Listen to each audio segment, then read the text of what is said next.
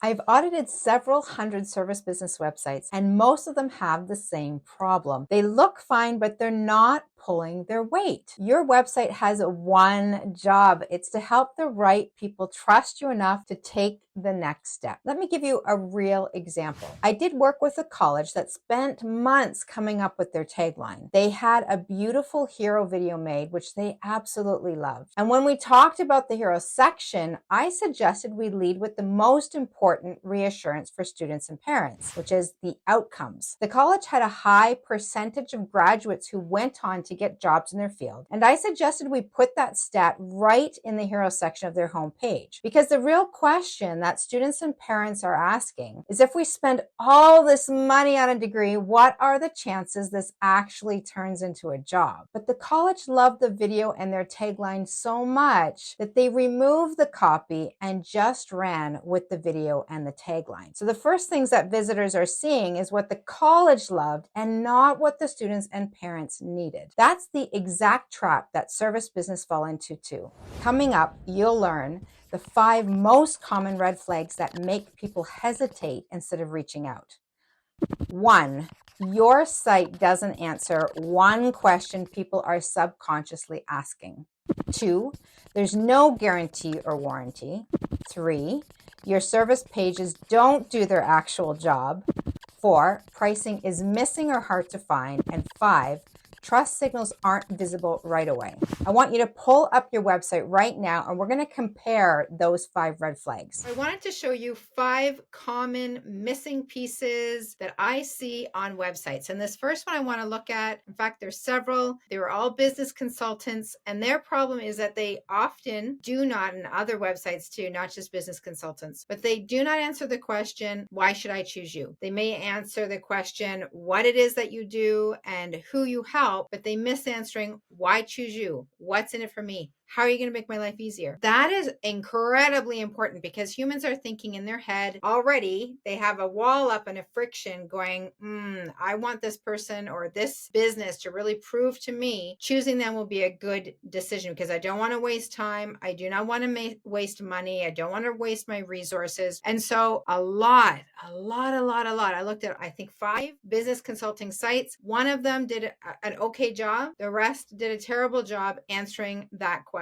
Really, what you want to be doing here is building a case for the visitor about why to choose you. Now, the second thing I see is missing guarantees. This is often something service businesses, beware of this. You need to be putting guarantees or warranties on your services. Here is an example of a company that does put a guarantee on their service. But the problem is that, first of all, it's kind of small, and it raises questions in my head, like, exactly what is guarantee? What does 100% guarantee mean? Does that mean you guarantee your work? What happens if I'm not satisfied with it? Am I going to get my money back? And they don't answer that question. Now, this guarantee is clickable, so I'm going to click it. Let's see where it takes us. So it takes us to an About Us page, which I am not expecting. I was expecting to see what's the guarantee. Now, I scroll down here and I do find out what the guarantee is, but they make me search for it. I don't want to do that. You do not want to make your visitor search for the page. And here's where I find my question. Within the guarantee period, you will receive a full money back guarantee. So instead, why not just say that 100% guarantee or your money back? When I click this, it should take me to a guarantee page that further expands on parameters of the guarantee. So if your guarantee or your warranty is not obvious, it should be scannable. It should be able to be quickly seen and quickly consumed, because people are scanning the information. If it is missing those things, you might as well not have it on your website, because most people aren't even going to see it. So make it obvious and make it clear. Now, the next thing I wanted to point out was, this is a business coaching, I believe. And what a lot of,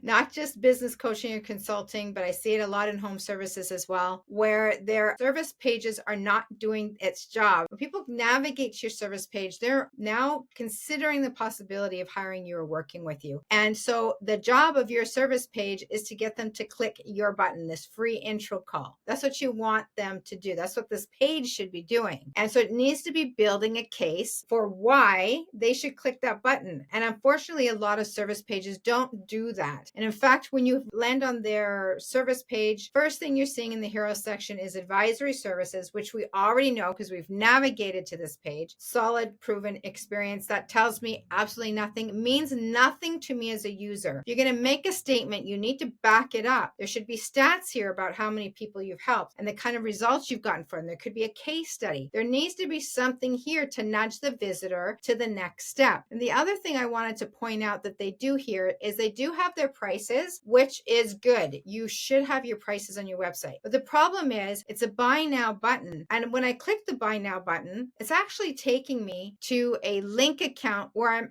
it's actually asking me to buy. So when people have come, especially when they are coming to your service page and you're asking them to pay $1,200 to almost $4,000 a month without having a conversation with you, the chances of that happening are practically zero. They will want to, in this case where you're asking them to pay more money, it's not like it's a $50 item. They don't need to talk to anybody for that. When you're asking them to invest thousands of dollars in you, the next step should be to talk to you because they're going to have questions. They'll need reassurance that the step they're about to take is the right step. And I guarantee that having them buy now is not going to work. They're going to want to talk to somebody, and it's at that stage you can then ask for the sale. Now, the next thing I wanted to point out was about prices. So we just looked at that consulting had their prices. Great. We are now looking at Molly Maid or any other kind of home service. Put your prices on your website. A lot of times there are not prices. I would say I think it was about 80 to 85% of the time I'm not seeing prices, and there needs to be prices on your service pages. Now, Molly Maid, for example, they have broken down their pages or their services with ongoing, one-time, seasonal, etc. Their prices should be on there. I understand that you're probably thinking, well, but there's so many different scenarios and we have different prices for different things. So put the range then, or put a base price and then explain what are the factors that can cause the price to go up or down. But you need to answer the price because the website that answers the price is most likely to be the site that gets the call or gets the business. So put your prices on your site. And the last thing I wanted to talk about is missing trust signals. Trust signals are extremely important because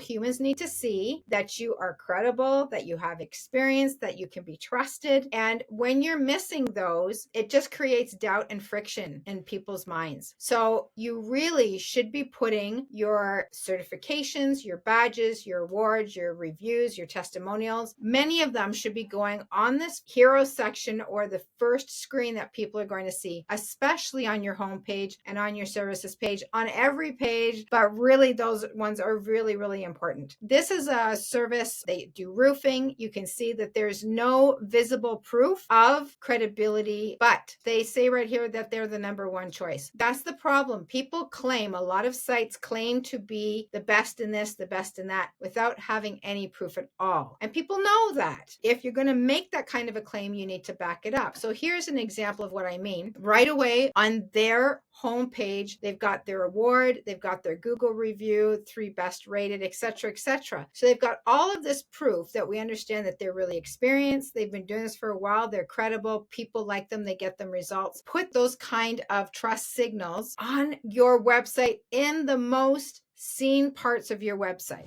If you found 1 or 2 of these red flags on your site, don't run off and redesign your whole website just yet. That's usually the most expensive way not to solve the problem. So in this next video, I'll show you when you might need to just tweak a few things and when you might need a website rewrite so you don't end up lighting $10,000 on fire. Click right here.